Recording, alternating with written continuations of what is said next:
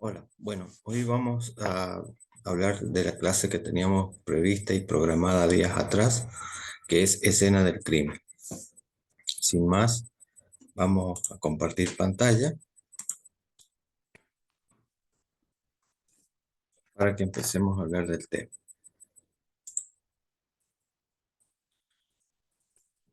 Bien, el tema de hoy es escena del crimen.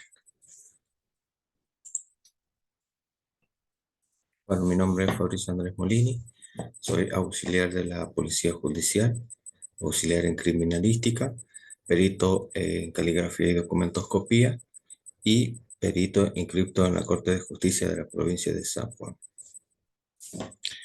Vamos a dejar de lado lo que es la presentación y nos vamos a entrar directamente en el tema. Bien, vamos a hacer una pequeña introducción, ¿sí? Hablando de lo que es la criminalística, y podemos decir que la criminalística es la ciencia interdisciplinaria y objetiva que busca respuesta para llegar a la verdad. ¿Ya que me refiero con una criminalística o una ciencia interdisciplinaria? Bueno, digo que es interdisciplinaria porque dentro de ella encontramos ciencias precursoras de la criminalística, como fueron la antropología forense, la balística forense, el dibujo forense, la dactiloscopía, ¿sí? La biología forense, en fin, muchas ciencias que fueron precursoras de la criminalística. Estas en su conjunto o de forma individual son objetivas y buscan respuestas para llegar a la verdad en un determinado hecho delictivo. Dentro de esta, o sea, de la criminalística, podemos encontrar lo que se denomina criminalística de campo y criminalística de laboratorio. La criminalística de campo es la disciplina que estudia el lugar del hecho, ¿sí? Y todo aquello basándose en la búsqueda de evidencias. Eso vendría a ser básicamente lo que es una criminalística de campo. Por su lado, la criminalística de laboratorio es la que utiliza todos los métodos, técnicas de laboratorio para el estudio, análisis e identificación de los indicios y evidencias que se pudiesen encontrar en dicho lugar del hecho. Por ejemplo, acá tenemos dos imágenes de un perito balístico, ¿sí? En la imagen de la izquierda, como podemos observar, tenemos un arma, un cargador y vainas o casquillos. En este caso, el perito balístico está actuando en criminalística de campo, en la primera imagen, ¿sí? ¿Por qué criminalística de campo? Porque en el lugar del hecho es el perito balístico quien va a identificar los elementos o las evidencias que se encuentren, las va a marcar y las va a levantar. Posteriormente las va a preservar a través de lo que se denomina la cadena de custodia para llevarla al laboratorio.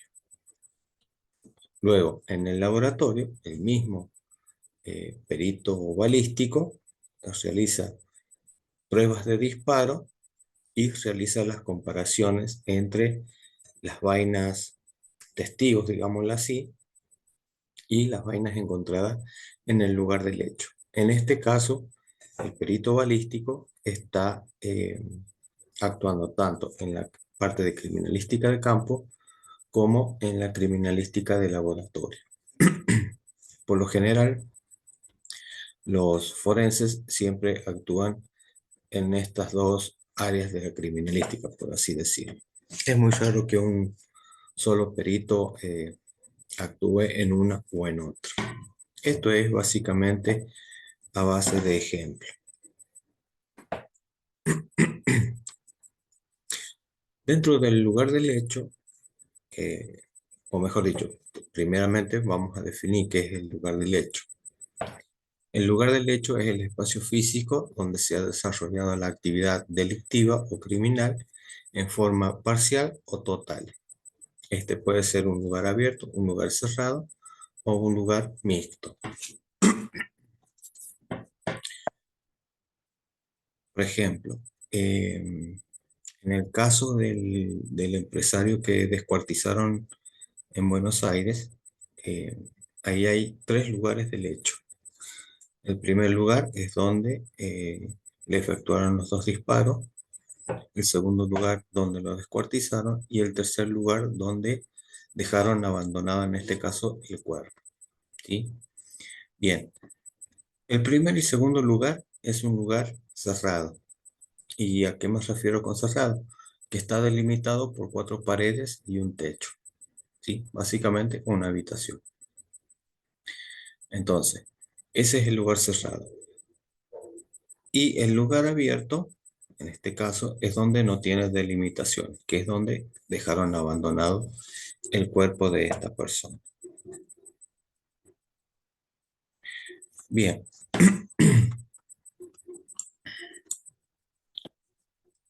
Dentro de este lugar del hecho, nosotros podemos encontrar indicios o evidencias. Los indicios son todos los objetos, instrumentos, huellas, marcas, señales que se producen en la comisión de un delito. Por ejemplo, en la imagen siguiente tenemos algunos indicios. En huellas, por ejemplo, tenemos huellas de neumático, huellas de mano, huellas de pies, huellas de calzados y huellas de crestas papilares. Estas huellas pueden ser visibles o invisibles, ¿sí? Las visibles, como su nombre lo indica, son todas aquellas que se pueden observar. Por ejemplo, una huella de pie calzado, ¿sí? La marca de una zapatilla.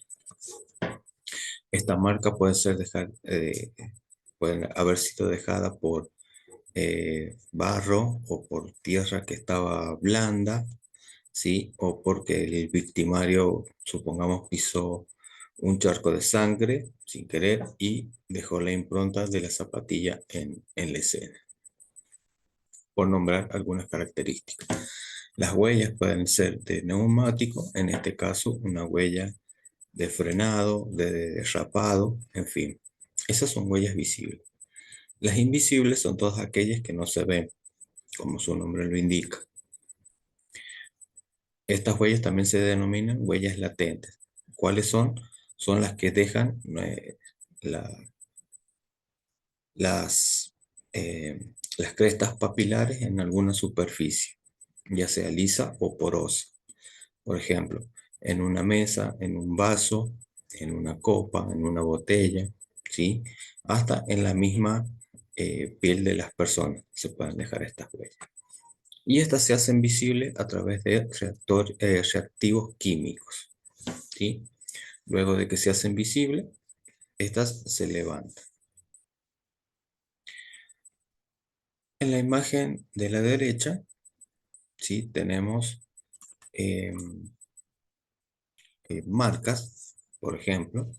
Como observamos, tenemos eh, la marca de una mano con manchas hemáticas, es decir, sangre. Y tenemos, por ejemplo, en este caso, una daga, la cual también deja una marca eh, en el piso, ¿sí? La marca de la hoja y de una marca de corrimiento. Esto como por ejemplo. Y después tenemos algunos instrumentos, ¿sí? Como pueden observar en la imagen, tenemos una daga, una botella, una vaina, ¿sí? Un celular, una prenda. Esos son instrumentos que se pueden llegar a encontrar en la escena o lugar del hecho. Bien, por otro lado, tenemos también las evidencias. Y las evidencias son cuando tienen una relación directa con el hecho acaecido. Si volvemos, por ejemplo, a la imagen donde encontramos el arma, ¿sí? En la escena del crimen suponemos que encontramos estos elementos. El perito balístico hace su correspondiente identificación en el laboratorio y si se determina que el arma encontrada fue la que arrojó estas vainas o casquillos, ¿sí? Estos elementos, es decir, los casquillos y el arma, se convierten en una evidencia. Entonces, las evidencias son todas aquellas que se tienen una relación directa con el hecho acaecido. Ahora bien, estas evidencias y estos indicios, ¿sí? Se convierten en pruebas recién cuando el fiscal de la causa las incorpora eh, al expediente, a la causa, valga la redundancia. El fiscal tiene todo el derecho y toda la potestad de elegir qué indicios o qué evidencias son importantes para el esclarecimiento del hecho que se está investigando.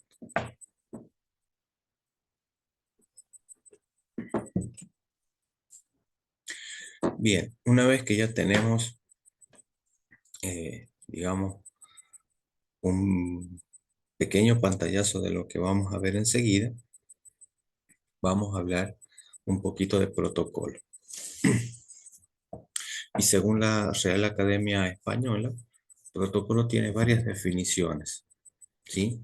La que a nosotros nos interesa como peritos forenses o como servidores públicos de la justicia es la que se plasma en el ítem 4 o punto 4, donde protocolo es la secuencia detallada de un proceso de actuación científica, técnica, médica, etc.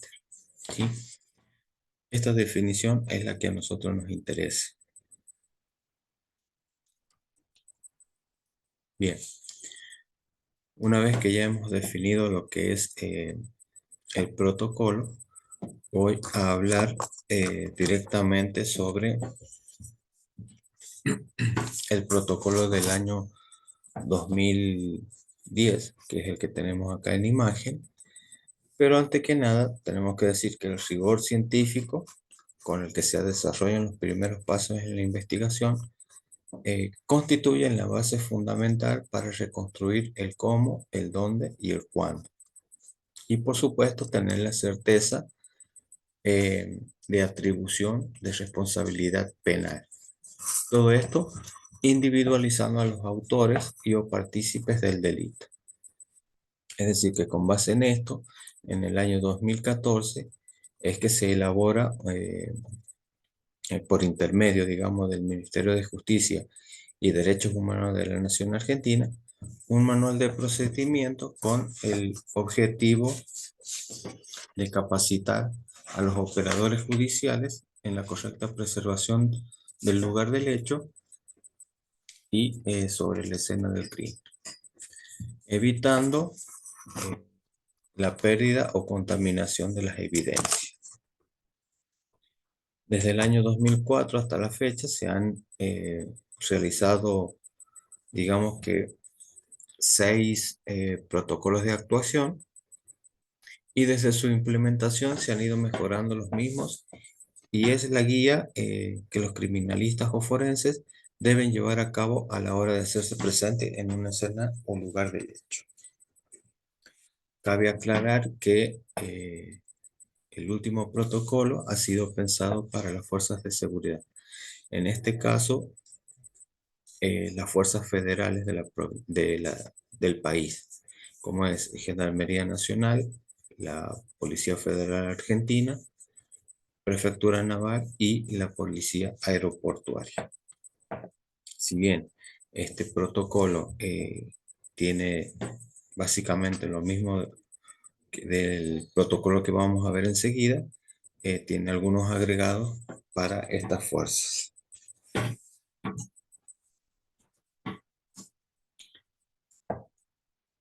Bien, el manual de protocolo que estamos viendo eh, consta de algunos títulos y dentro de estos algunos capítulos. El protocolo del año 2010 tiene 6 títulos, ¿sí? El primero de ellos es el lugar del hecho, el segundo la protección y aseguramiento del lugar del hecho o de la escena del crimen, El tercero habla de la inspección ocular. El cuarto sobre la fijación del lugar del hecho. El quinto sobre la recolección de elementos, rastros o indicios. Y el sexto sobre la liberación del lugar del hecho o de la escena del crimen. Ahora vamos a ver cada uno de ellos.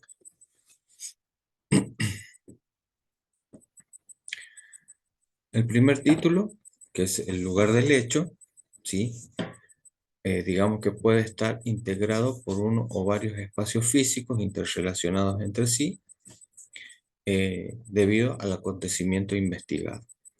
También, digamos que se caracteriza por la presencia de elementos, rastros o indicios que pueden develar la circunstancia o la característica de lo allí ocurrido. Por otro lado, el lugar del hecho se denomina escena del crimen cuando la naturaleza, la circunstancia o la característica del acontecimiento permitan sospechar la comisión de un delito. También cabe decir que el lugar del hecho siempre será considerado potencial escena del crimen hasta que se determine lo contrario.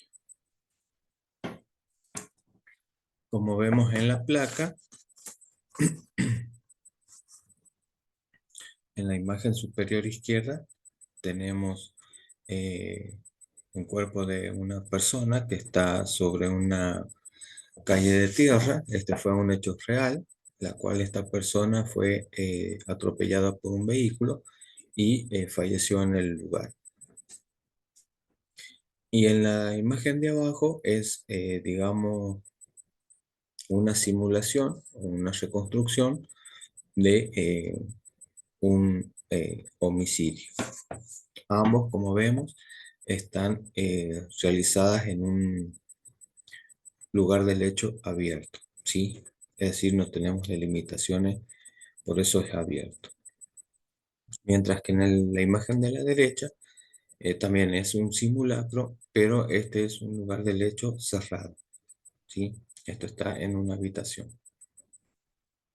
Acá podemos observar los distintos elementos, rastros o indicios que están marcados, ¿sí?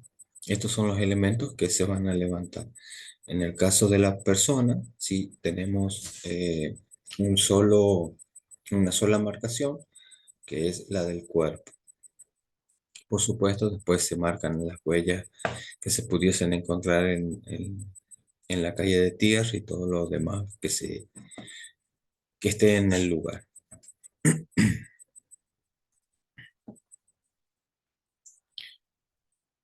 El título 2 habla de la protección y aseguramiento del lugar del hecho.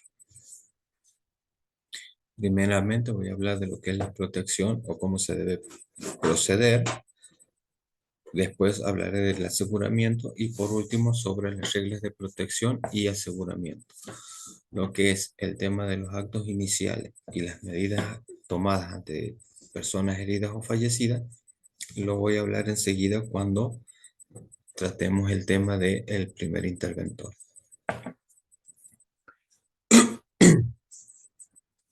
Bien, la protección inicial del lugar del hecho implica mantener de inmediato, digamos, la intangibilidad del espacio físico en el que pudieran hallarse los rastros, elementos o indicios vinculados con el suceso. Esto rigiéndose por un criterio de delimitación amplio a fin de evitar cualquier omisión, alteración o contaminación. La secuencia de los actos investigados puede determinar la necesidad de extender los perímetros más allá de los límites a los cuales se le atribuyó la más alta prioridad. El funcionario policial, digamos el que arriba el lugar, es el responsable de la protección inicial del espacio físico y de todos los elementos, rastros o indicios que allí se encuentren.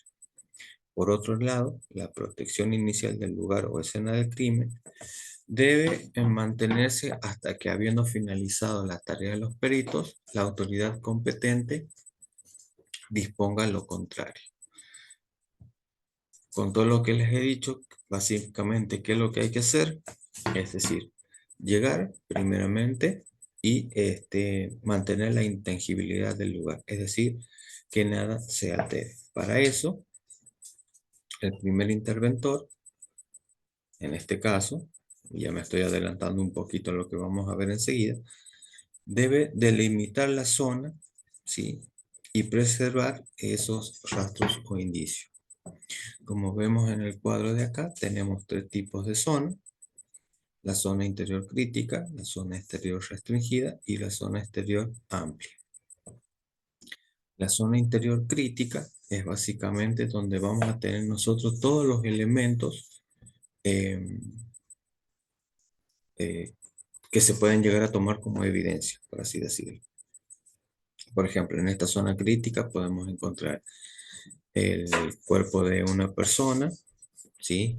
Podemos encontrar prendas con manchas hemáticas, es decir, sangre. Podemos encontrar fluidos corporales, fluidos biológicos. eh, Podemos encontrar el arma homicida en caso de que lo hubiese. Podemos encontrar huellas de pisada, ¿sí? O sea, todos los factores que nosotros podamos encontrar como evidencia van a estar en esta zona interior crítica. Por otro lado, la zona exterior restringida, ¿sí? Es donde se van a ubicar eh, los peritos forenses, eh, los médicos en caso de que tengan que intervenir, ¿sí? Ahí también van a estar los fiscales, eh, toda la parte de justicia, es más, hasta la misma fuerza policial se van a encontrar todos en esta zona, en la zona del medio. Y la zona exterior amplia es básicamente donde van a estar los familiares de la víctima en caso de que hubiese alguna. eh, Van a estar los periodistas, los, eh, los curiosos, ¿sí? Todo ese tipo de personas van a estar ubicadas en la zona exterior amplia.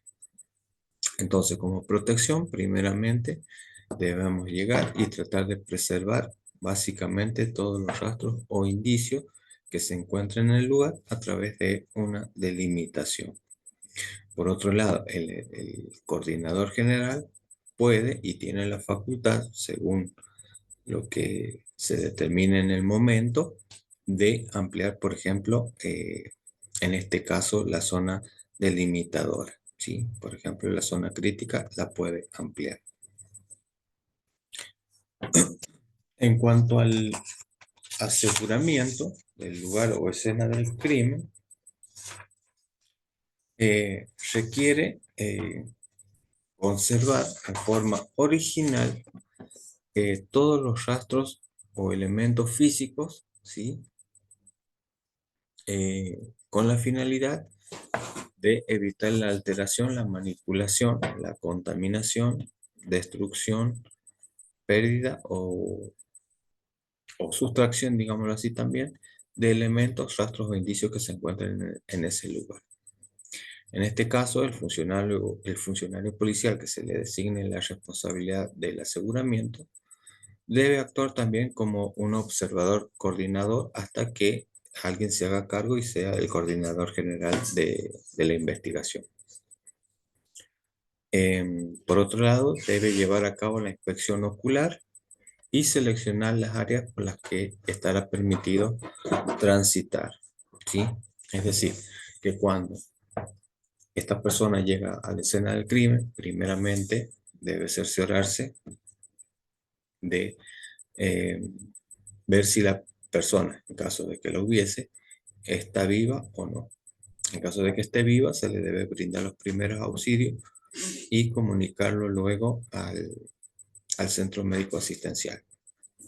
En caso de que no, en lo posible se trata de no tocar nada, se debe delimitar la zona y a la vez preservar los rastros e indicios que se encuentren en ese lugar. Una vez delimitada esa zona, se debe realizar un sendero por donde se va a transitar. Allí van a transitar eh, los forenses, ¿sí? Que ingresen a la recolección de los elementos, el personal médico en caso de que sea necesario y toda persona que tenga que intervenir en ese lugar. A su vez, este debe, digamos, a través de la inspección ocular, determinar los posibles elementos de prueba, ¿sí?, que se encuentren en el lugar, que por ejemplo serían pisadas, supongamos que hay un arma, identificar esa arma o identificar los casquillos, ¿sí?, o si hay un arma blanca, o si hay ropa manchada, en fin, todos esos elementos los debe identificar. Eso es básicamente un poquito sobre lo que respecta al aseguramiento del lugar del hecho. En cuanto a las reglas de protección y aseguramiento, eh, toda persona, digamos, o el personal policial o de las fuerzas de seguridad que intervenga en el lugar del hecho, debe abstenerse de hablar acerca del hecho con personas o con terceros, ¿sí? ¿A qué me refiero con terceros? Ya sea con periodistas, familiares o cualquier persona que esté en el lugar del hecho, no debe comentarlo con ninguno de ellos. Simplemente se tiene que dirigir a la autoridad competente, en este caso a un superior o al encargado o coordinador general de la investigación. Por otro lado, eh, se debe evitar mover el cadáver o tocarlo, ¿sí? E impedir que también otro lo haga, hasta que no se haya examinado, perdón, y fijado por quién corresponde. En este caso, los peritos forenses.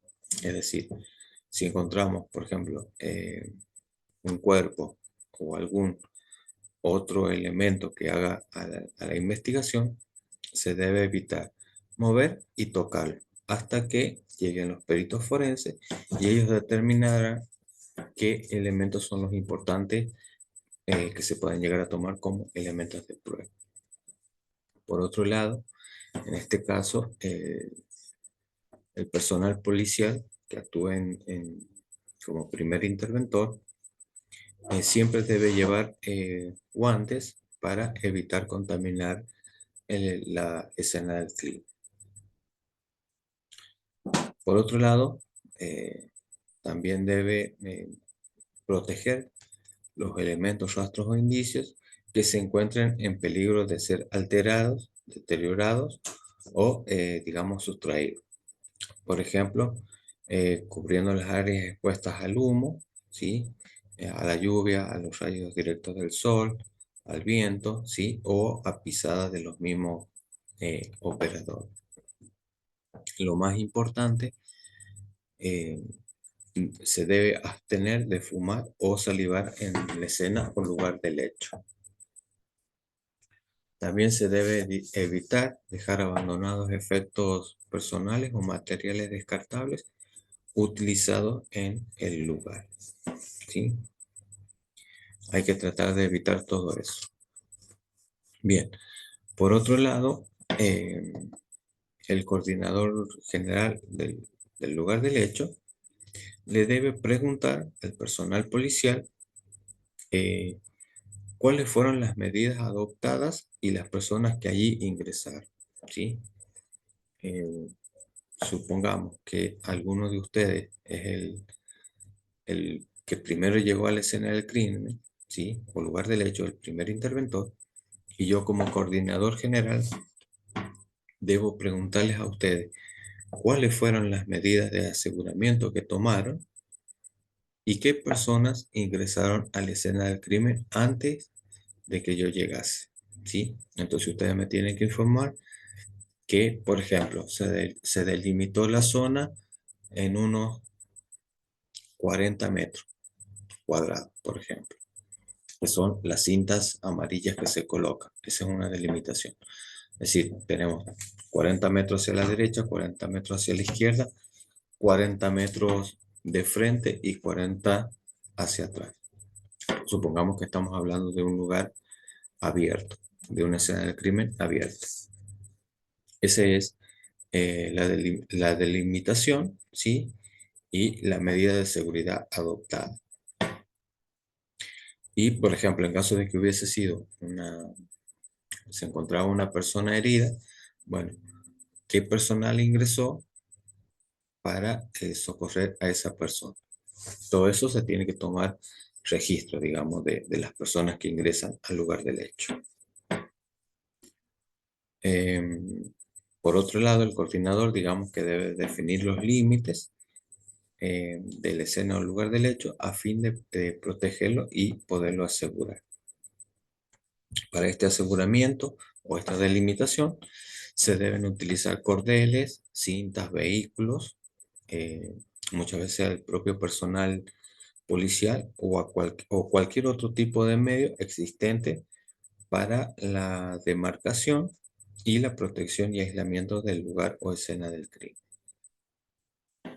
En caso de un lugar cerrado, se deben clausurar los accesos, eh, colocando allí personal policial o bien clausurando las puertas y ventanas.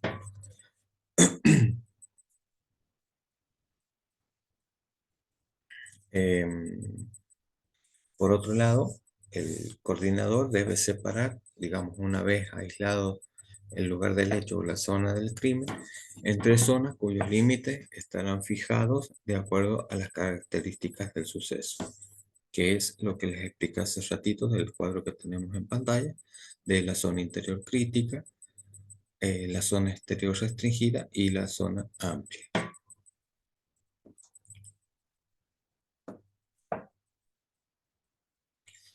Bien, eso es básicamente lo relacionado con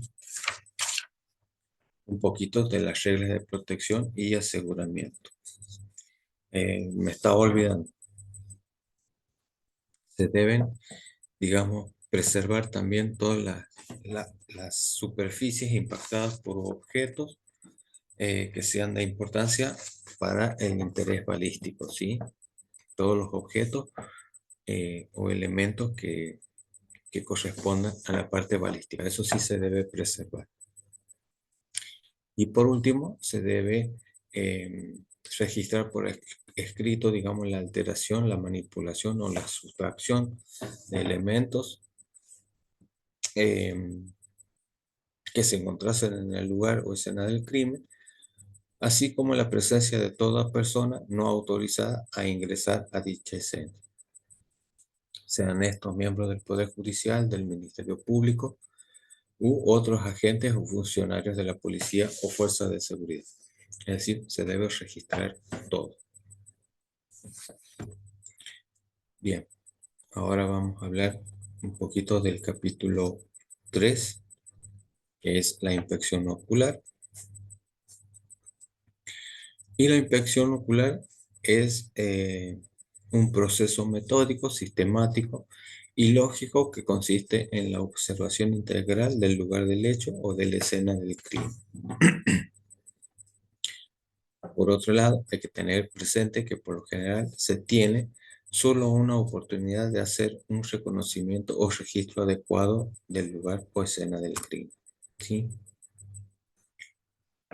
Para este reconocimiento se debe realizar un recorrido inicial, cuidadoso y pormenorizado del lugar a fines de tener un conocimiento íntegro, ¿sí?, de la zona, con el propósito de captar la información indiciaria y asociativa relacionada con el hecho que se está investigando. Incluir en su recorrida todos los espacios involucrados, comenzando por las áreas de más fácil acceso. Esta inspección se debe, se debe restringir el recorrido inicial a la menor cantidad de personas para evitar la alteración, la contaminación o destrucción de elementos, rastros o indicios, digamos que están relacionados con el hecho investigado. Es decir, en la inspección ocular, nosotros primeramente debemos observar la escena, ¿sí? Luego de la demarcación y de la protección, se observa la escena y luego se recorre este lugar por el acceso más fácil que nosotros tengamos de dicho lugar. Y a la vez allí debemos ir identificando los posibles elementos de prueba para luego informar de ellos, que estos sean marcados y luego levantados. Em, en cuanto a la inspección, se debe, digamos, registrar eh, el siguiente orden: de lo general a lo particular, de lo particular al detalle y del detalle al mínimo detalle, ¿sí? Es básicamente lo que les decía recién. Lo general, es decir, se observa toda la superficie, ¿sí? Lo particular son los posibles elementos de prueba y el detalle ya son las evidencias o indicios específicos e identificados en la escena o lugar del hecho. Em, Esta inspección también se debe efectuar con equipos técnicos adecuados, ¿sí? Para evitar la alteración de elementos, rastros o indicios que, digamos, puedan ser invisibles a la vista. Estos objetos pueden ser ópticos o lumínicos, ¿sí? Se debe, eh, Se debe considerar que de esta inspección depende la planificación para el trabajo posterior que van a realizar los peritos. Em, Todo esto se debe registrar eh, de forma escrita, ¿sí? Y también se debe, em, digamos, tomar nota de los posibles elementos, rastros, indicios que de acuerdo a las características del hecho se supone deberían encontrarse en el lugar y no se encuentran. Por ejemplo, si encontramos una persona herida por arma de fuego, ¿sí? Se supone que en la zona debemos encontrar alguna vaina o casquillo. Y si no lo encontramos, todo eso lo tenemos que registrar e informar. Eso básicamente es lo que respecta a lo que es la inspección ocular.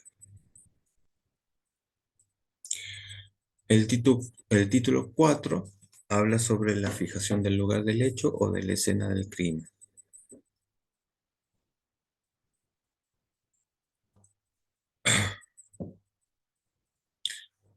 Digamos que la fijación es la etapa siguiente a la inspección ocular, mediante la cual se detecta la presencia de evidencia física asociada al hecho investigado. Dentro de esta fijación tenemos lo que es la descripción escrita, el croquis, el plano y la fotografía.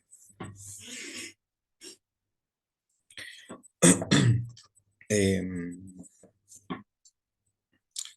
la correcta fijación documentada del lugar del hecho garantiza, digamos, su preservación, la integridad de la investigación y la posibilidad de tener un registro permanente que permite evaluaciones posteriores para la reconstrucción del hecho histórico en el suceso.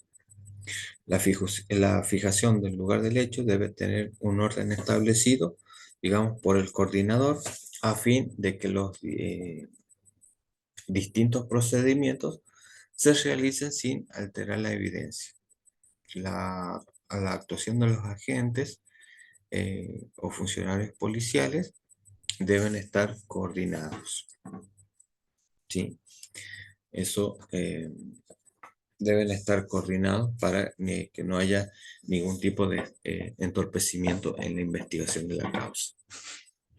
Los métodos de fijación más usuales son como dije anteriormente, la descripción escrita, el croquis, el plano y la fotografía.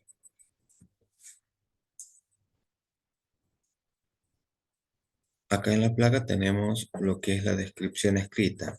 Esta debe realizarse en el mismo orden en que se lleva a cabo la inspección ocular, ¿sí? Es decir, de lo general a lo particular, de lo particular al detalle y del detalle al mínimo detalle. La descripción escrita del lugar del hecho debe al menos integrar características del lugar, la ubicación geográfica, la orientación, dimensiones y forma, ¿sí? de, de lo que allí se encuentre, elementos y, digamos, su distribución de cómo están posicionados lo que allí encontremos, es decir, los rastros o indicios que se encuentren en ese lugar. La descripción escrita también debe reunir los siguientes requisitos a consignar como mínimo en los que se van a plasmar en el acta, como son la fecha, la hora de comienzo y cierre de la descripción, el nombre y apellido de las personas intervinientes. En el caso de testigos, se debe colocar el domicilio, el tipo y número de documento.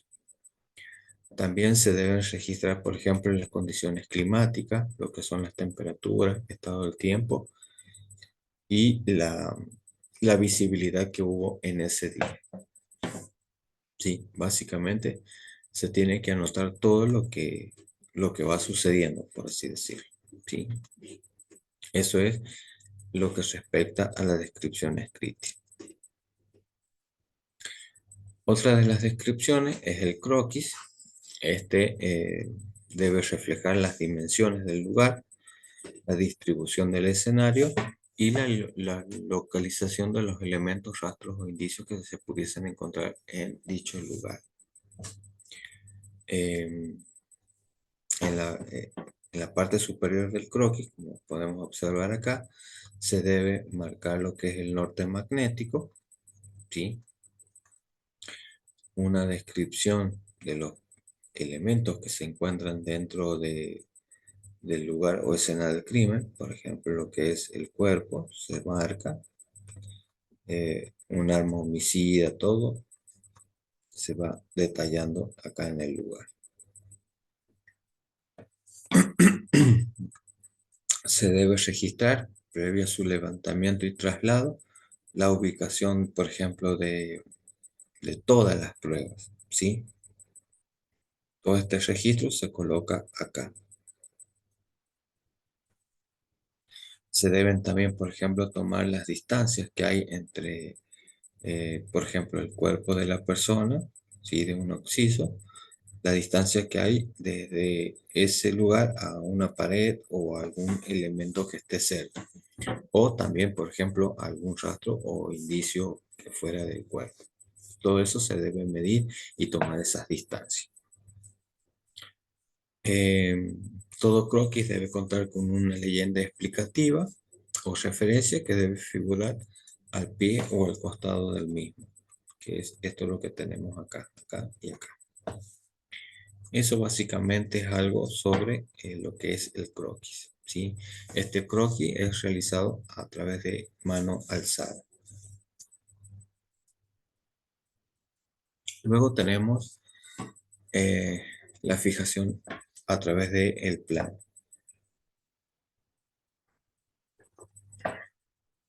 Digamos que el plano permite efectuar la adecuada reconstrucción del lugar o escena del crimen, pues a través de él es posible ubicar el lugar exacto, digamos, en que fueron hallados cada uno de los elementos, rastros e indicios al momento de la inspección ocular. El plano debe tener una escala, ¿sí? Y se entiende como escala a la reducción parcial o proporcional que se hace de las dimensiones del lugar del hecho.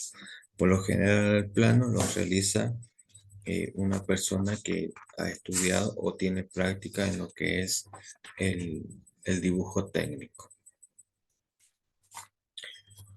Eh, por otro lado, esta fijación debe, con lo que respecta al plano, debe tener, digamos, una esquematicidad. Debe tener o contener únicamente aquello que se considera esencial para la investigación, es decir, los elementos, rastros o indicios que dan cuenta del hecho sucedido en ese momento. La orientación es el norte magnético, ¿sí? Y las leyendas explicativas señalan, digamos, la naturaleza de determinados objetos, elementos, rastros o indicios en el sitio del suceso con el propósito de una correcta interpretación del dibujo, ¿sí? Entonces, en el plano, si vemos acá la imagen, esto que estoy marcando sería la escena o lugar del hecho y estas serían las escalas, ¿sí? Esto de acá abajo serían las escalas. Estos elementos marcados con A, B, C, las letras, son los posibles elementos de prueba, rastros o indicios. Y acá en este sector están señalizadas todos ellos. Estas son las referencias. Y acá abajo, como vemos, tenemos marcado el norte magnético. Eso es con respecto a lo que es el plano. Ahora vamos a ver la fijación fotográfica. Digamos que la fotografía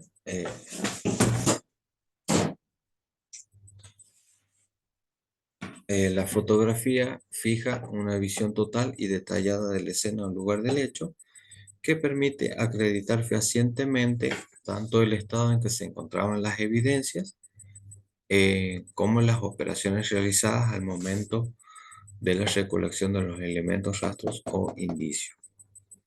El procedimiento debe hacerse a la metodología de lo general a lo particular, de lo particular al detalle y del detalle al mínimo detalle. En cuanto a la fotografía, tenemos la vista general, la vista media y la vista en detalle. Como vemos acá en la placa, la imagen superior izquierda es una vista general del lugar del hecho, donde podemos observar la casa, ¿sí? Y las distintas evidencias que han sido identificadas y marcadas. Entonces, esta es una vista general del lugar del hecho. Una vista en detalle es esta, la de acá, por ejemplo, la del arma secuestrada. Esta es una vista en detalle. Lo mismo que acá cuando el perito está tomando o está colocando eh, el sistema métrico para su posterior levantamiento. Y la vista en detalle es acá donde encontramos el casquillo o la vaina con sus respectivos sistemas métricos fotografiado más de cerca, ¿sí? Esta es una media distancia, estas son medias distancias o vistas generales, estas de acá, y esta de aquí de abajo es una vista en detalle.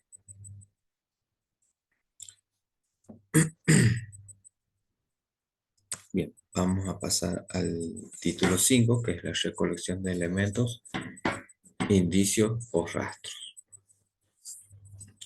Eh, el doctor, mejor dicho, el licenciado Eloy Emiliano Torales, dice que la cadena de custodia es el registro cronológico y minucioso de la manipulación adecuada de los elementos, rastros e indicios hallados en el lugar del hecho durante todo el proceso judicial. Eso vendría a ser la cadena de custodia. Entonces, la cadena de custodia garantiza que el objeto o sustancia que se presenta en juicio, eh, digamos como elemento de prueba, sea el mismo que se recolectó como indicio relacionado con la ejecución de un posible delito. Se debe aplicar la cadena de custodia a los elementos básicos en materia de prueba para garantizar la autenticidad eh, de los mismos, por así decirlo, acreditando las condiciones, digamos, generales de la misma. Por otro lado, toda persona que encuentre, eh,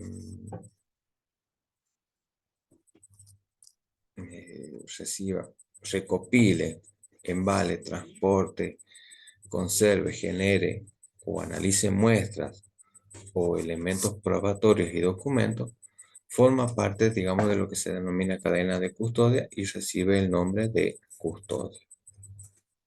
Eso es básicamente eh, lo que respecta a lo que es la cadena de custodia. En cuanto a la marcación o registro, se debe describir cada uno de los elementos, indicios o rastros, ¿sí? En idéntica forma a la que consta en el acta, evitando, digamos, diferencia entre lo empaquetado o lo embalado, ¿sí? Y que consta en acta. Se deben registrar todas las transferencias, el nombre, el número de la evidencia, la investigación a la que, digamos, a la que pertenece, fecha que se encontró o se llegó al lugar del proceso, la fecha y hora de la transferencia, nombre de quien lo recibe y de quien lo entrega, y lo mismo de la institución a la cual pertenece. Es decir, que todo eso se debe colocar en lo que respecta a la marcación y registro de los elementos de prueba. Por otro lado, el empaquetado o el embalaje consiste en colocar todos los elementos que se levantan en, digamos, bolsas de plástico o de papel u otro elemento para la preservación de los elementos rastros o indicios, ¿sí? Dependiendo del elemento que se va a levantar, es dónde se van a colocar, en qué se van a empaquetar. Por ejemplo, si tenemos fluidos corporales, ¿sí? Eh, se deben colocar en un recipiente de plástico con agua, no vamos a decir agua destilada, sino con solución fisiológica y bien tapados herméticamente y evitar el movimiento. En caso de un arma, se debe colocar en una caja de cartón, asegurándola, ¿sí? Previamente, verificando que el arma no esté cargada, sacándole el cartucho y todo lo que corresponde a la preservación de ese elemento de prueba. En caso de que encontramos, supongamos, fluidos hemáticos en una prenda, esta se debe dejar secar, en caso de que esté húmeda, se debe dejar secar a temperatura ambiente. Una vez que está seca, se coloca en bolsas de papel. Eso es lo que respecta a lo que es el empaquetado o el embalaje. Todas estas deben estar, o llevar, mejor dicho, la firma de 2 testigos y estas deberán ser cerradas, lacradas o selladas, evitando su posible violación. Una vez que se ha realizado el empaquetado, se procede a lo que es el rotulado de la evidencia. Esta tiene que tener el número de la causa con la que se relaciona dicho elemento, sí que se ha levantado, el lugar, fecha y hora en que se recogió el indicio, la cantidad y tipo de indicio que se está levantando, la técnica empleada para la recolección de dicho elemento y la firma, jerarquía y nombre de quien realizó dicho levantamiento o dicha recolección. También debe llevar la firma de 2 testigos, ¿sí? Estos que hayan presenciado el acto. Eso es con respecto a la rotulación. En cuanto a la preservación, eh, hay ciertos elementos, rastros o indicios que corren peligro de deterioro o pérdida por la acción del tiempo, ¿sí? Del clima o la labor del personal actuante. Deben ser protegidos con criterios utilizando cubiertas adecuadas que no permitan su modificación, su alteración, contaminación o destrucción, ¿sí? Dependiendo del tipo de elemento, es donde o cómo lo vamos a preservar. Muchas veces se conservan o se preservan en elementos fríos, es decir, un heladero. Y el capítulo 6, por último, que es la liberación del lugar del hecho o de la escena del crimen, es cuando eh, el coordinador general o el encargado de la escena del crimen, de la investigación, una vez que ya todos los peritos y todos los actuantes han levantado y recolectado las muestras que son necesarias para la investigación, decide levantar el acordonamiento. Básicamente, eso es lo que es la liberación del lugar del hecho o de la escena del crimen. Bien, ahora voy a hablar un poquito sobre lo que es el primer interventor. Para ello, el primer interventor, digamos que es el funcionario policial o de la fuerza de seguridad que sea noticia de la comisión de un delito. eh, este debe llegar con rapidez al lugar del hecho o de la escena del crimen. Y digamos que también debe estar atento ante cualquier circunstancia que pueda ser relevante para la investigación y también debe extremar todos los recaudos a fin de preservar la intangibilidad del lugar del hecho. Es decir, que el primer interventor debe llegar con rapidez al lugar del hecho y preservar la intangibilidad del lugar o escena del crimen, ¿sí? Que es básicamente lo que estábamos hablando anteriormente. Por otro lado, este primer interventor debe registrar la hora en que llegó o arribó al lugar o escena del crimen. Debe permanecer en continuo, digamos, estado de alerta, partiendo de la premisa de que podría estar en curso un delito. Por otro lado, este primer interventor, como dije anteriormente, debe observar globalmente el lugar o la escena del crimen a fin de evaluar la escena, ¿sí? Con carácter previo al desarrollo del procedimiento en sí. Es decir, debe observar el lugar, ver si hay víctima y luego tratar de preservar la escena o lugar del hecho a través de la delimitación o acordonamiento de dicho lugar.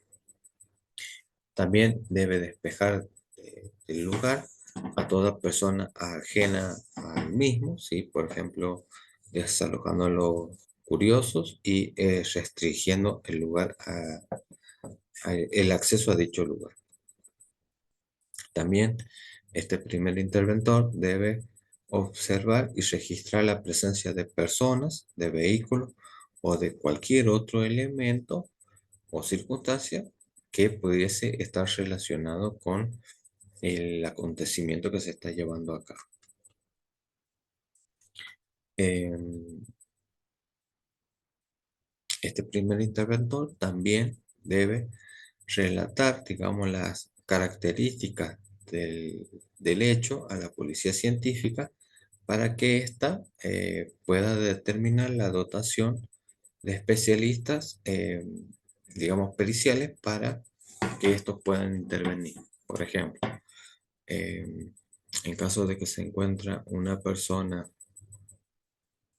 ahorcada, sí, el primer interventor le debe informar a la policía científica que hay una persona que está ahorcada para que éste pueda mandar un perito forense especializado en el levantamiento de ese tipo de, digamos, de evidencia o de hecho, ¿sí? Porque si no le informamos nada, la policía científica ya sería el colmo, por ejemplo, que mande un perito calígrafo o un perito balístico si no se corresponde al hecho que se está llevando a cabo. ¿sí? Por eso el primer interventor debe informar cuál es el hecho en sí para que la policía científica mande el personal adecuado para el levantamiento y inspección del lugar. Em,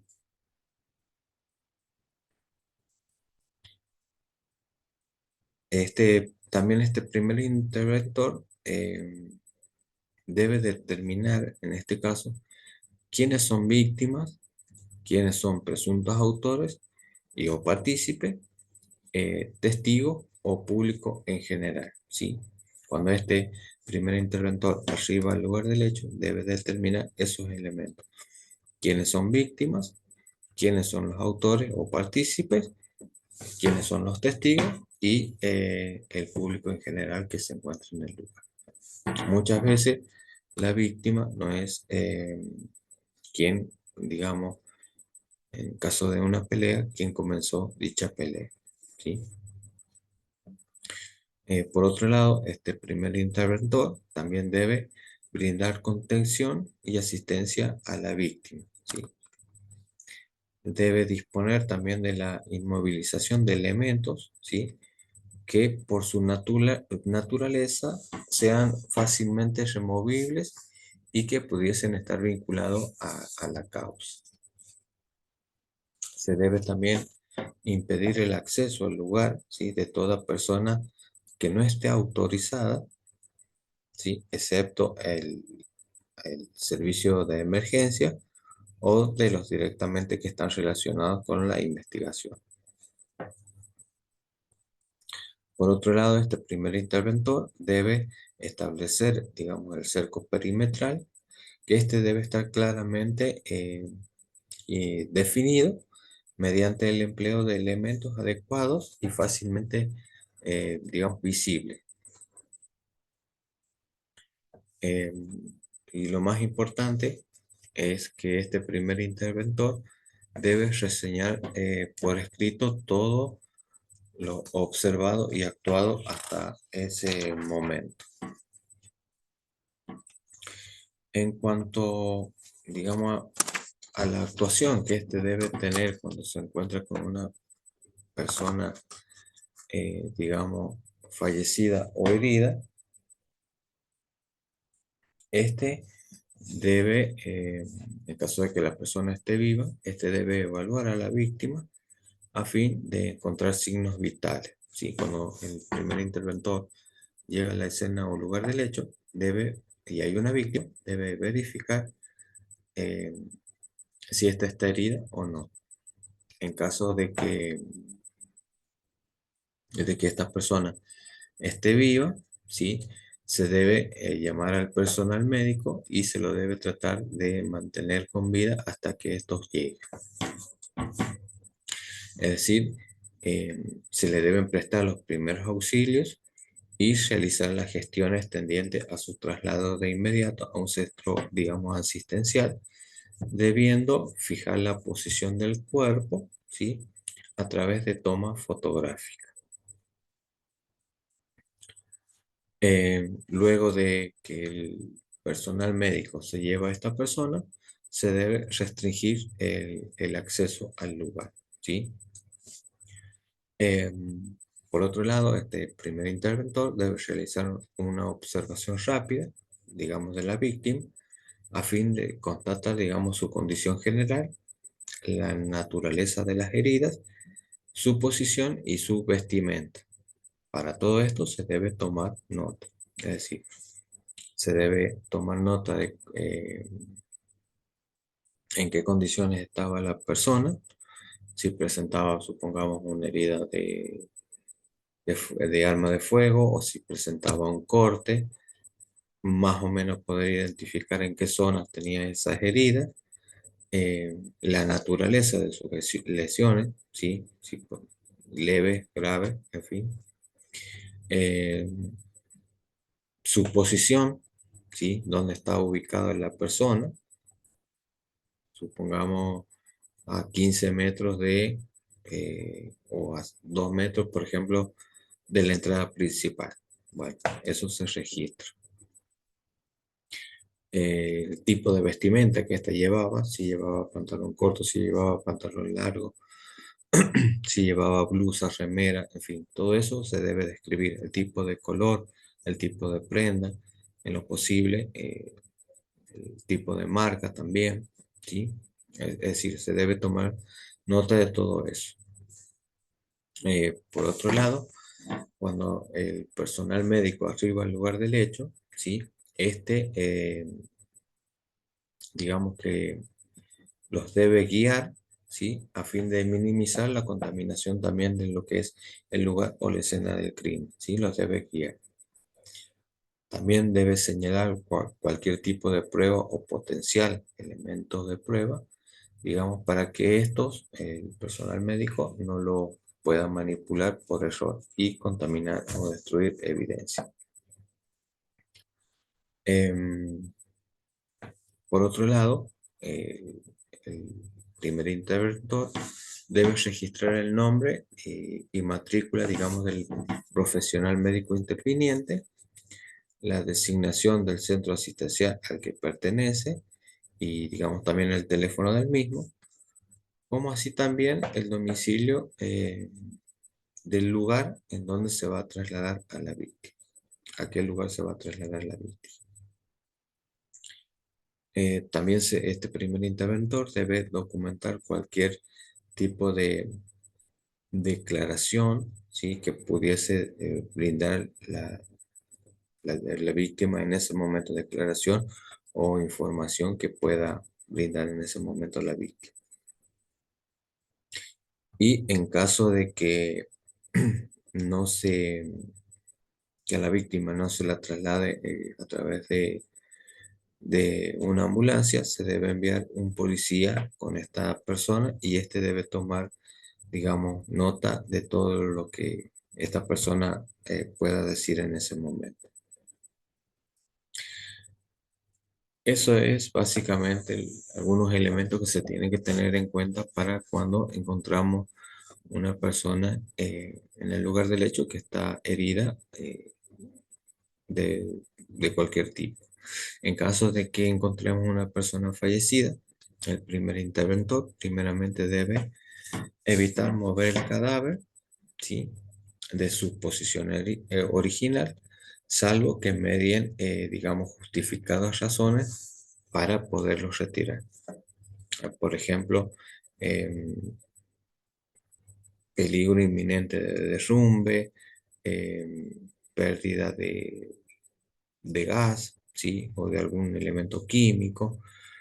En fin, en ese tipo de circunstancias sí pueden mover, digamos, lo que es el cadáver. De otra forma, no. En caso de que también el primer interventor encuentre, digamos, este tipo de personas ya fallecidas, debe examinar el cuerpo desde distintos ángulos, ¿sí? Eh, todo esto lo más cerca posible y documentarlo a través de fotografía, a efectos de eh, comprobar, digamos, la existencia de algún indicio que pueda ser relevante para lo que es la causa. Em, en caso de prendas, ¿sí? Con manchas hemáticas, como dije anteriormente, el primer interventor debe dejarlas que se sequen a temperatura ambiente, ¿sí? Y informar de todo eso al, eh, al coordinador general para que esto puedan ya tener las precauciones correspondientes para su levantamiento. Eh, Estas prendas se deben envolver cuidadosamente, ¿sí? Para que no se contamine. Eh, por otro lado, el primer interventor, ¿sí? Eh, debe informar y registrar todo lo que se está aconteciendo en ese momento.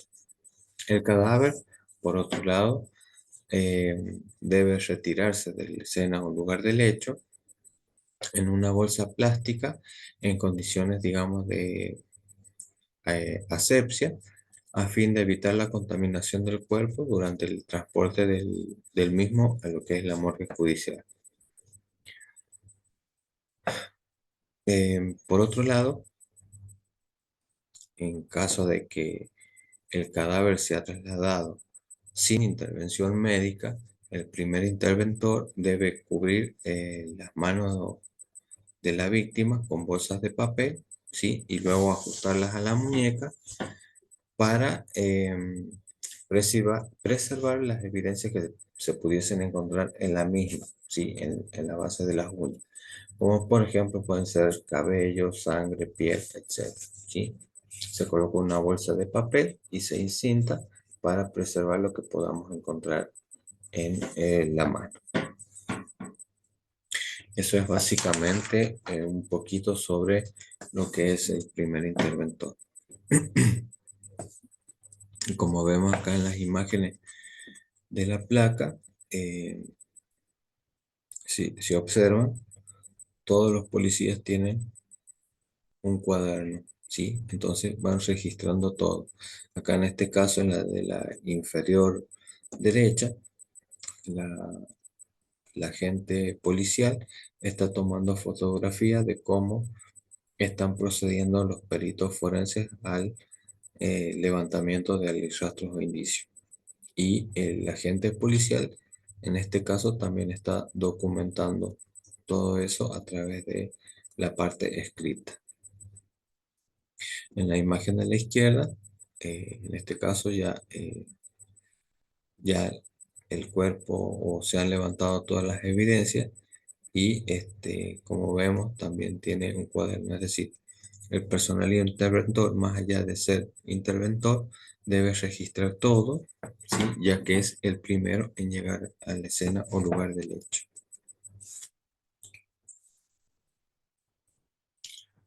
Bien, ahora ya estamos terminando con el tema. Vamos a hablar de la causa fiscal general de la Nación, AN. No lo nombro porque no hay sentencia firme en la causa, pero creo que todos conocemos a este personaje. Con respecto a esto, voy a hablar en forma criminalística, ¿sí? No voy a hablar de que si se suicidó o lo mataron, ni de la relación política. Básicamente vamos a analizar el caso, o voy a analizar el caso criminalísticamente. Para ello, voy a mostrar algunas imágenes y voy a explicar de por qué en esta causa los peritos han actuado mal. No es la forma correcta de actuar la que se debe tener cuando se analiza un caso, o básicamente no se ha tenido en cuenta el protocolo que he explicado anteriormente.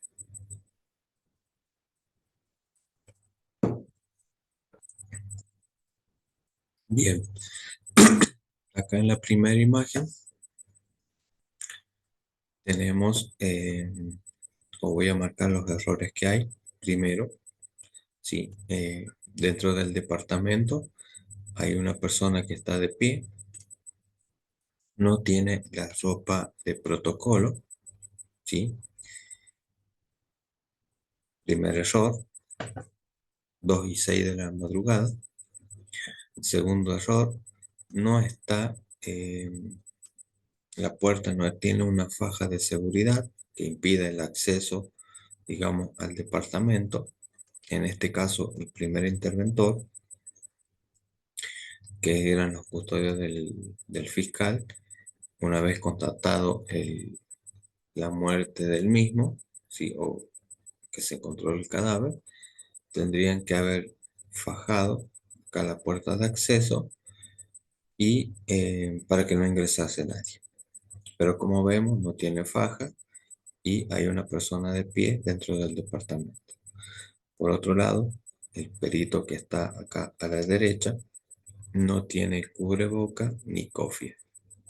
Sí tiene la ropa de protocolo, y los guantes, pero no tiene nada más. En la imagen siguiente, los peritos ya están dentro del departamento, están por fotografiar lo que es la puerta de acceso y hay otra persona que está fuera del departamento que quiere ingresar al mismo.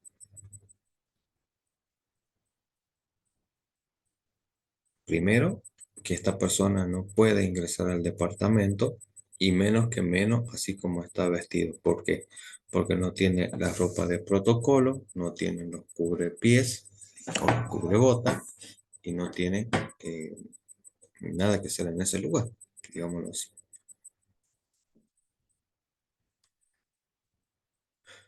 Bien, en estas imágenes, como podemos ver, el perito, a ver, en la imagen, vamos a analizar la imagen que está a la derecha inferiormente. Hay aproximadamente 12 personas que están en un espacio muy reducido.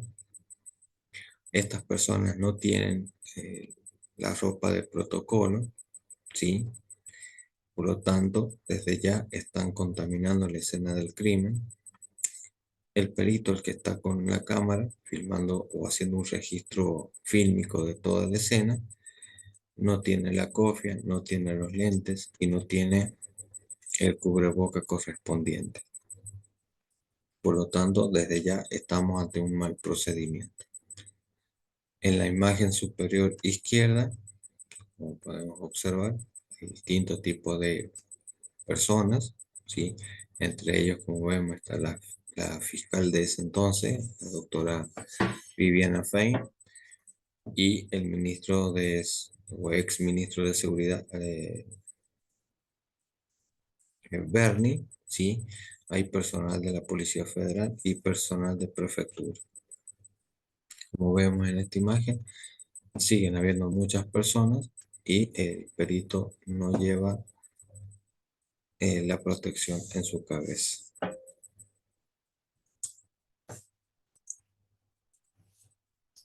En esta imagen, como podemos observar, se encuentra en este caso, en esta puerta, el diario del día anterior, ¿sí? Los peritos, en este caso, el que está de pie con el maletín, no tiene guante, salvo en una mano, en la otra no lo tiene, y tampoco tienen los cubrepies, ¿sí? Si bien esta fijación o esta inspección ocular se hizo, no se marcó el diario como evidencia. Y por otro lado, acá tenemos una contaminación a través de los pies calzados. En la imagen de abajo tenemos la nota dejada por eh, la empleada del fiscal, ¿sí? Le dejó una nota. Si bien hay un registro fotográfico, ¿sí? No está marcada como evidencia. Que posteriormente todo esto se levantó, pero no ha sido marcado como evidencia. Un paso que es importante y principal para la investigación. Acá en esta imagen, bueno, ya hemos pasado por la habitación y estamos en el pasillo que da hacia el baño donde se encontró el cuerpo del fiscal. Como podemos observar, la puerta está entreabierta, ¿sí? Y hay un charco de manchas hemáticas, es decir, de sangre. Como observamos en esta imagen, el perito no tiene el cubrebota correspondiente. Es decir, que si este perito hubiese pisado o haber tocado levemente la mancha de sangre con el pie, deja una impronta y está contaminando la escena del crimen. Bueno, estas imágenes ya estamos directamente en lo que es el baño. Acá el perito está manipulando el arma con la que se suicidó o lo asesinaron. Sí, la está manipulando, Como podemos ver, el perito tiene los guantes de nitrilo y en esta imagen se está cerciorando de que el arma no esté cargada. Bien, hasta ahí vamos bien. Como vemos, esta parte del arma tiene sangre, ¿sí? Pero luego el perito la da vuelta. Y como observamos, este sector del arma no tiene sangre, está limpia, pero observemos las manos del perito. El pulgar tiene manchas de sangre, que es este mismo, que se ha manipulado. Por lo tanto, el guante, al estar manchado de sangre, está contaminando la parte limpia del arma y por lo tanto está eliminando posibles huellas latentes que hubiesen estado en el arma. La está contaminando, ¿sí? Lo correcto hubiese sido haber dejado que el arma se secase, o sea, la parte esta que tiene la sangre se secase a temperatura ambiente y luego haber manipulado el arma. Todo esto cambiándose los guantes mm, de la primera instancia, ¿sí? Esta otra imagen, vemos cómo el perito limpia la sangre del arma para identificar a cuál se corresponde. Cabe aclarar que en la actualidad y hace varios años, eh, esto que está haciendo el perito de poder identificar el arma, se podría realizar o se puede realizar a través de un barrido láser, ¿sí? Y este láser lo que hace es poder ver lo que está grabado en el arma, ¿sí? Porque esta es una grabación a bajo relieve que tiene el arma y este barrido láser puede leer eso. No hace falta haber quitado lo que es la sangre encontrada en esa arma. En la imagen de abajo, como podemos observar, es otro procedimiento que la verdad no se tendría que haber realizado. Como vemos, el perito coloca el cargador del arma y los cartuchos en el inodoro. Este inodoro estaba limpio por las muestras o por las imágenes fílmicas que se observan. Estaba limpio, pero el perito deja el cargador arriba del inodoro y los cartuchos también arriba del inodoro, pero en ningún momento el perito se saca los guantes, por lo tanto los mancha con sangre. Y este inodoro, al estar limpio, está contaminando la escena debido a que deja esas manchas de sangre y en caso de que los cartuchos hubiesen llegado a tener huellas latentes, no se pueden encontrar porque también las ha contaminado con sangre, con las manchas hemáticas. La imagen de abajo, bueno, es una imagen donde se le cae el cargador, digamos, al perito, ¿sí? Y bueno, luego lo levantó. ¿Y por qué pongo esta imagen? Porque supongamos que acá vemos manchas hemáticas, manchas de sangre, ¿sí? Realizadas por la eh, deflagración del arma, ¿sí? Todo esto, la presión, y hace que estas manchas salgan. Y supongamos que este cargador haya caído en alguna mancha, ya también está modificando la forma de la misma. En la imagen de abajo estamos viendo como otro perito, sin protección, sin protección, sin guantes, sin cubrebota, está manipulando o sacando elementos de una caja fuerte. Lo que llama la atención es eso, que no tenga guantes, que no tenga los guantes correspondientes, ni tenga las cofias, los lentes, el cubrebocas, sí, porque acá tal vez se le puede haber caído un cabello y ya está contaminando el lugar o la escena del crimen. Errores que no se pueden cometer. Bien, es la misma imagen, ¿sí? Acá está llevando todos los elementos o posibles elementos de prueba para que sean resguardados, pero ya van contaminados con las improntas de las huellas dactilares de ella. Fíjense en estas imágenes. Acá son las 4:02 de la madrugada y uno de los peritos está haciendo visible las huellas latentes que se encuentran en la puerta a través de reactores químicos. ¿Sí?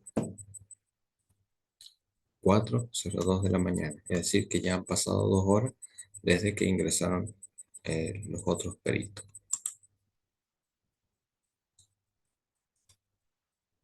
Perdón, se me fue la imagen. Bien, en esta otra imagen,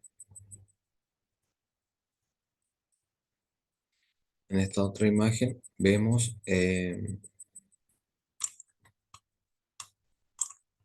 la hora, son las 5:39 y recién está fotografiando las huellas que se encontraron en la puerta. ¿Sí?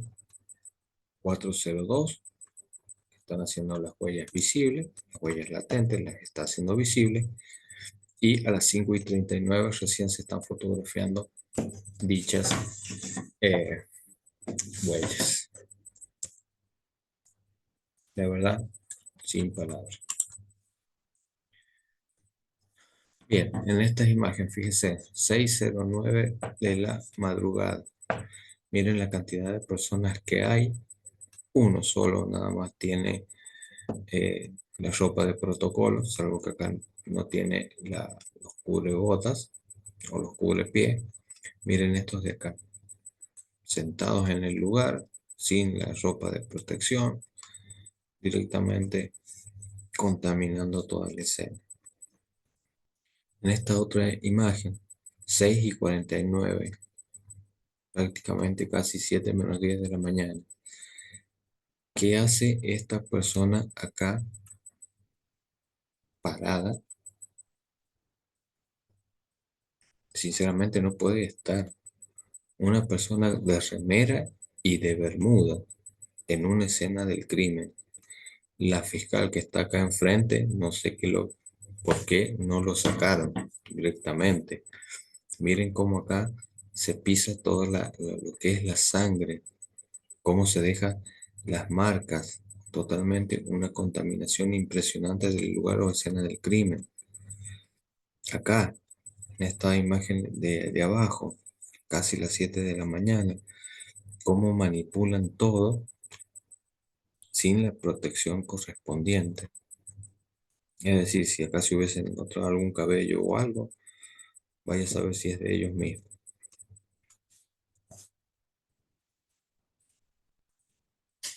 En esta imagen, cómo se toman los pasaportes sin guantes.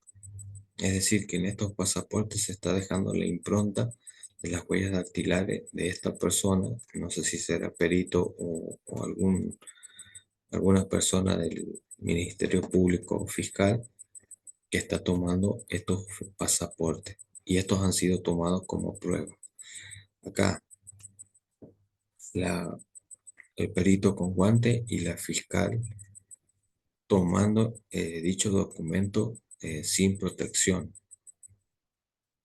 Es una fiscal federal, una fiscal de la nación, y me extraña que esta persona no reconozca o no tenga conocimiento del protocolo, porque la verdad que no tienen conocimiento del protocolo. Acá lo mismo en la habitación. Mire cómo está. sin protección, manipulando todo, tomando las cosas así nomás, sin guantes, contaminando todo lo que es la escena y el lugar del hecho.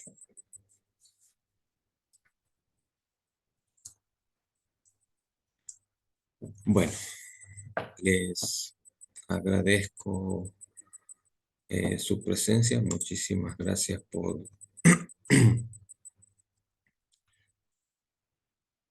haberme prestado atención.